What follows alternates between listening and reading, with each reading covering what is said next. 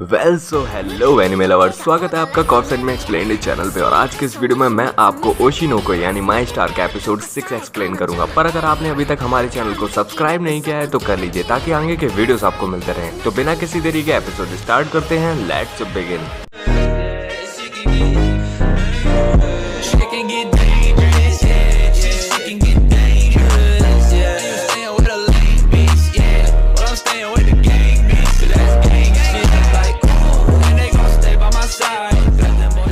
Episode के start में हम यूकी को देखते हैं जो कि सब लोगों से बोल रही थी कि मैं ये शो छोड़ रही हूँ क्योंकि मुझे स्कूल के लड़के परेशान करते हैं और कमेंट करते हैं कि अच्छा तो तुम इस तरीके के लड़के पसंद करती हो, और भी कमेंट पास करते हैं। पर तभी ये बात सुन के नोबू उससे बोलता है कि तुम्हें ये सब करने की ज़रूरत नहीं है, मैं तुम्हारे साथ हूँ। और ये सब ऑनलाइन लाइव चल रहा था और लोग ये देख के एक्साइटेड हो रहे थे कि वो लोग तो एक कपल बनने के लायक हैं और उन दोनों के बीच में अब आगे होगा क्या।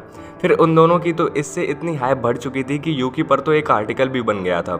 और फिर हम देखते हैं कि यूकी इस बात को लेके बहुत खुश थी और अकाने पूछती है कि तो तुम वो सब जो कह रही थी वो क्या झूठ था। पर वो मना करती है कि नहीं, वो सब झूठ नहीं था। तो फिर क्या एक्टिंग थी?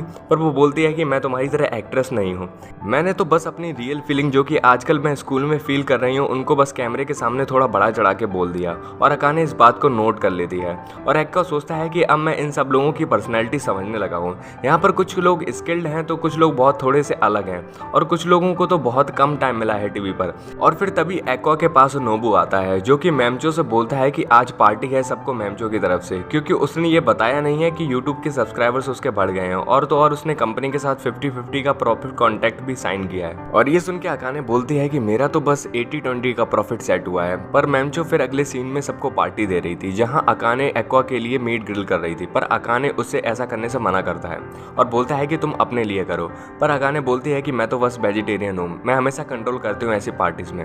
फिर मैमचो उन्हें टिप्स देने लगती है और अकाने पहले की तरह उसे नोट करने लगती है। फिर अगले सीन में एक्वा घर जाता है पर जाते ही रूबी उस पर चिल्लाने लगती है कि आखिर बाहर पार्टी करके आ गए ना, वो भी क्यूट सी लड़कियों के साथ में, अब तो मेरे साथ खाना कहाँ से खाओगे? तुमने प्रॉमिस किया था कि तुम हर संडे मेरे साथ में खाना खाओगे, पर जब से तुम्हारा ये शो स्टार्ट हुआ है तब से तुम आते ही नहीं। पर एक्वा बताता है कि मैं क्या करूँ, मैं तो बस थोड़ा सोशलाइज होने की कोशिश कर रहा हूँ। फिर वो दोनों बात करते हैं कि आखिर में ये रियलिटी शो जो होते हैं उसमें जो प्यार व्यार दिखाया जाता है वो सच में होता है या नहीं। और एक्वा बताता है कि ये डिपेंड करता है पर्सन टू पर्सन। यूकी के लिए हाँ बिल्कुल, लेकिन फैंस देख रहे होते हैं तो वो जाना नहीं करती। मैमचो के लिए भी हाँ था और केंगो के लिए ये डाउट था क्योंकि वो काम पर होता है। और एक्का के लिए तो बस एक ये जॉब थी और नोबू इसमें सीरियस था। वो इस हद तक सीरियस था कि वो शादी करने के लिए भी तैयार होता है। और अकाने को पता नहीं था, वो तो बस उसे एज अ रोल प्ले कर रही थी। और फिर एक्वा बोलता है कि मुझे भी रियलिटी शोज के बारे में जाना कुछ पता नहीं है, पर अब लगता है कि वो सब काफी हद तक सच होते हैं क्योंकि तुम्हारा असली नेचर तुम्हारे कैमरे के सामने होता है। पर चाहो तो तुम एक्टिंग भी कर सकते हो। पर खैर छोड़ो, मुझे इससे कोई फर्क नहीं पड़ता। फिर वो बोलता है कि फिर धीरे धीरे नोबू और यूकी के बीच में एक रिलेशनशिप बन गया जिससे केंगो को थोड़ी सी जेलसी होने लगी और फिर एक ये लव ट्रायंगल बन गया जिसकी वजह से यूकी काफी फेमस हो गई थी शो में और उसका लव ट्रायंगल बहुत पॉपुलर हो गया था मिडिल और हाई स्कूलर्स के बीच में। फिर अगले सीन में हम वैनिटी कार में सब लोगों को सोते हुए देख रहे थे, सिर्फ एक्वा और मैमचो बात कर रहे थे। मैमचो एक्वा से बोलती है कि क्यों ना तुम उन तीनों के लव ट्रायंगल में घुसो जिससे कि तुम्हें भी थोड़ा फेम मिल जाए। एक्वा मना करता है कि जब तक मुझे इस शो से कोई प्रॉब्लम नहीं हो रही है मैं ये नहीं करूंगा।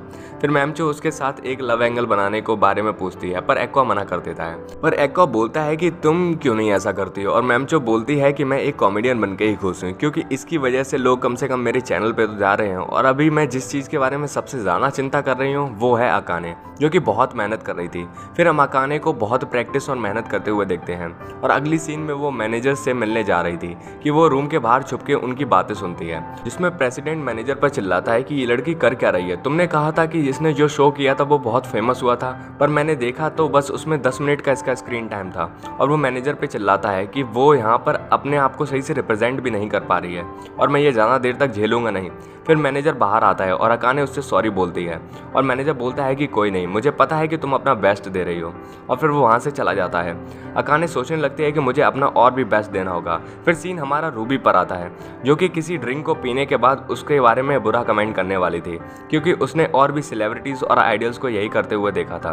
पर काना उसे मार के उसका मोबाइल छीन लेती है और बोलती है कि तुम ये नहीं कर सकती क्योंकि अगर तुमने ये ऐसा किया किया तो वो कंपनी तुम्हें भी कभी काम नहीं देगी। और वैसे भी 10 में से 9 आइडियल्स यही ईगो सर्फिंग करते हैं और वो देख देख के कुछ भी बोल देते हैं और बताती है कि यही सब में लोग अब फंसे हुए हैं और लोग अब ईगो में आके कुछ भी बोल देते हैं, क्योंकि उन्हें सोचना चाहिए कि आज के टाइम में सिर्फ फैंस ही नहीं है जो कंटेंट कंज्यूम करते हैं, बल्कि वो म्यूचुअली तुमसे बात कर सकते हैं, तुम्हें देख सकते हैं और हम भी एक कंटेंट बन गए हैं। तो हमें अपना ओपिनियन देने से पहले थोड़ा सोचना चाहिए, क्योंकि वो लोगों के लिए मैटर करता है। फिर हम अकाने को देखते हैं जो कि यूकी और नोबी के बारे में अच्छे अच्छे कमेंट पढ़ रही थी, पर लोगों को तो उसके बारे में या तो पता ही नहीं था या फिर उसके बारे में कोई न्यूट्रल कमेंट कर रहे थे। तो वो उन सब कमेंट को देखने के बाद अब से कुछ अच्छा करने की सोचती है। फिर अगले दिन एक्वा को हम देखते हैं जो कि देखता है कि कैंगो और मैमचो कोई रील बना रहे हैं टिकटॉक के लिए, और कैंगो मैमचो से पूछता है कि तुम तो पहले भी टिकटॉक पे थी ना, और वो बताती है कि हाँ थी तो, पर उस पर एड शेयरिंग और ये सब और भी फंक्शन नहीं थे, तो मैंने यूट्यूब पर स्विच कर लिया।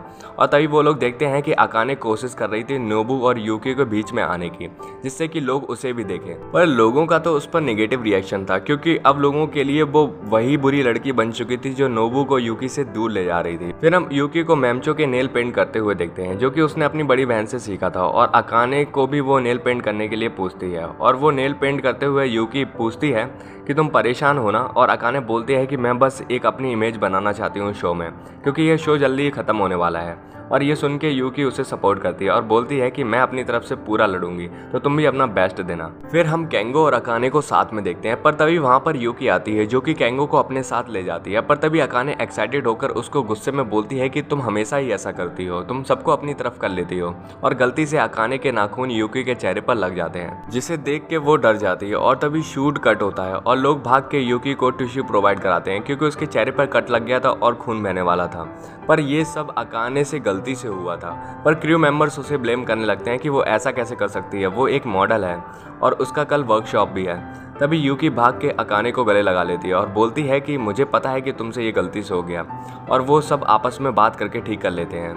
और ऐसा नहीं था कि अकाने यूकी को पसंद नहीं करती थी, बल्कि बस उससे ऐसा बनना चाहती थी और इसके लिए वो मेहनत कर रही थी।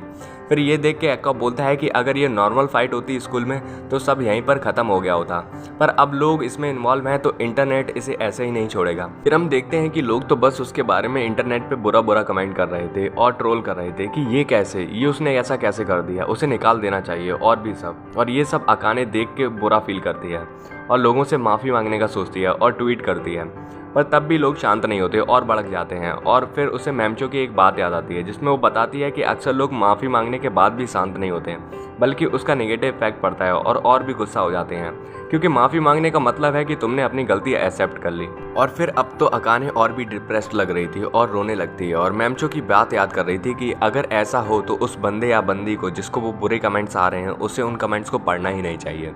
पर अकाने के दिमाग में वो बातें और कमेंट्स घर कर गई थी और वो सोते हुए जागते हुए बस उन्हीं के बारे में सोच रही थी। और फिर अगली सुबह उसकी माँ उससे पूछती हैं कि क्या हुआ, कुछ हुआ है क्या, पर वो कुछ भी नहीं बताती और सब नॉर्मल एक्ट कर रही थी।